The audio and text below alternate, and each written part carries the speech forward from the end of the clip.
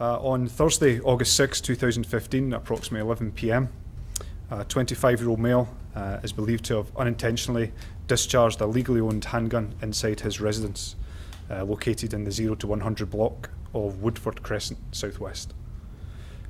The bullet travelled through the wall of his house and the house next door and struck the 61-year-old neighbour in the abdomen. The victim was transported to hospital where he remains in a stable condition.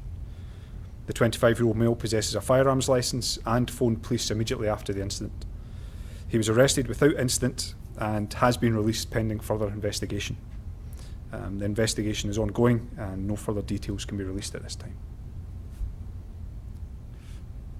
Any idea, I guess, on why the gun was discharged? Why it was discharged? Was he cleaning it? Was it shot just for fun? What was going on? Well, as I said, the investigation is still ongoing, and that's something that we're focusing on as to exactly why and how the gun came to be discharged. So the man who shot the gun, you said, contacted police right away. Is it safe to assume that he was fully cooperative with Yes, he was, and he still has been cooperating with the investigation throughout the day. Does it sound like the neighbour wants to press charges? Does it what, sorry? Does it sound like the neighbour who was shot wants to press charges? I can't go into that just now. I've not actually had a chance to fully speak to the neighbour. He was taken to hospital and given treatment there, so that's something that we'll need to follow up with. Obviously something that doesn't happen very often in the city. I mean, I guess this speaks to those who own guns legally, that they need to know about how to handle their weapons and stuff like that. Yeah, that's right. As a gun owner, you've got certain responsibilities and obligations to meet, and that's something that we're going to be looking into, just to make sure that all steps that could have been reasonably taken were taken in this case. Is it unusual for it to go through 2 buildings, I guess, depending on the weapon?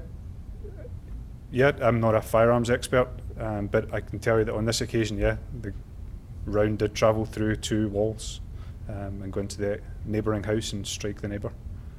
So it's definitely something that could have turned out to be, a lot worse, just given how, almost random the circumstances were. Absolutely, absolutely.